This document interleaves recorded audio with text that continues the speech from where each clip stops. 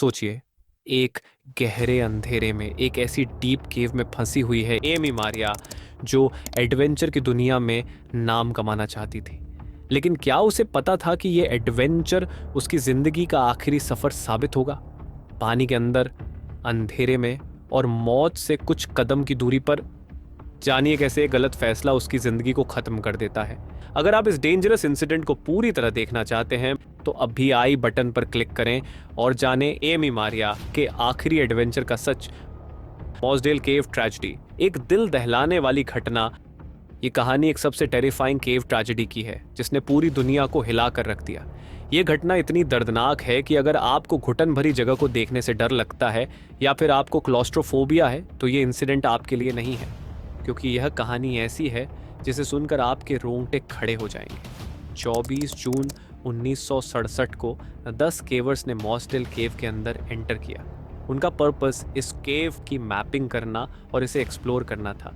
वैसे तो इस केव के रास्ते काफ़ी खतरनाक और नुकीले थे और केव में जाना केविंग प्रोटोकॉल के खिलाफ था, लेकिन इस समूह में शामिल 26 साल का डेव एडम्सन और उसका दोस्त जेफ बॉयरो इस केव को लेकर कुछ ज़्यादा ही आत्मविश्वास से भरे थे।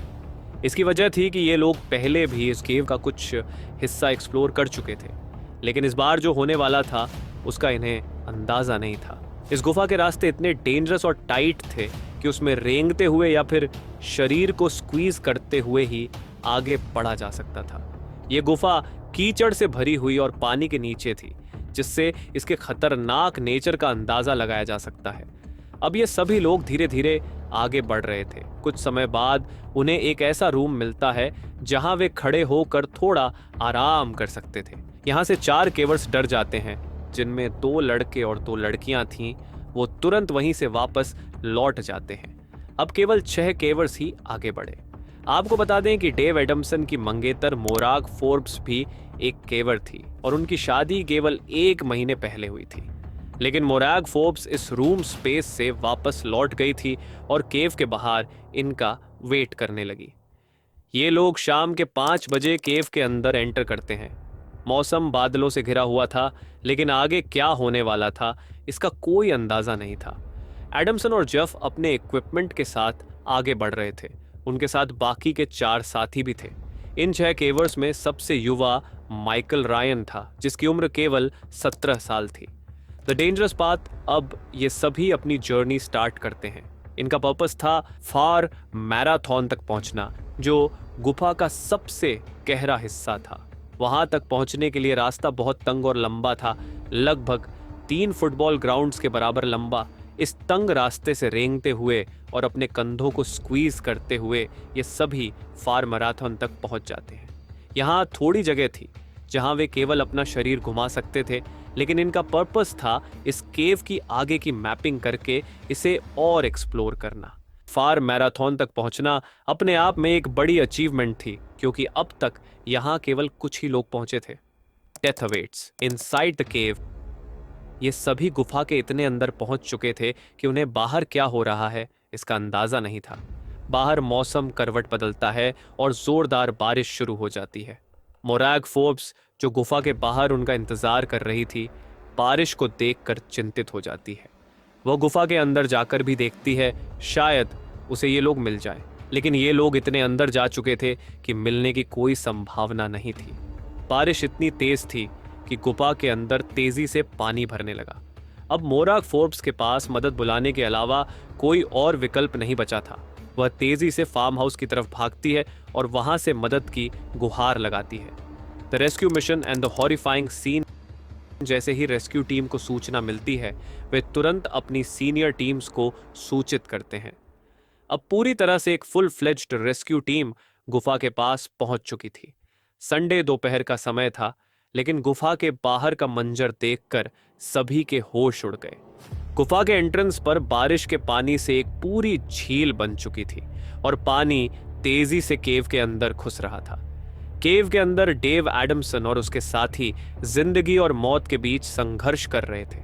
उनके पास एक ही उपाय था, खुद को किसी ऊंची जगह पर ले जाना। वे इधर उधर ऐसी जगह तलाश रहे थे जहां वे सेफली खड़े हो सकें, लेकिन ऐसा मुमकिन नहीं था, क्योंकि केव के अंदर पानी का लेवल तेजी से बढ़ रहा था। Facing the unthinkable. अब रेस्क्यू टीम के सामने सबसे बड़ा सवाल यह था कि इस झील जैसे भरे हुए पानी को कैसे निकाला जाए। फिर प्लानिंग की गई कि झील के साथ स्लोप पर एक नहर जैसा कुछ बनाया जाए जिससे इस पानी को निकाला जा सके। इस प्लान पर काम शुरू हुआ और भारी मशीनरी और दुनिया भर के वॉलंटियर्स की मदद से एक पूरा दिन और रात लगाकर इस प्लान को अंजाम दिया गया। अब जैसे ही पानी निकाला गया, केव के अंदर पंप लगाए गए और पानी को पूरी तरह से खाली किया गया। Search for survivors. अब समय था केवर्स का केव के अंदर जाने का।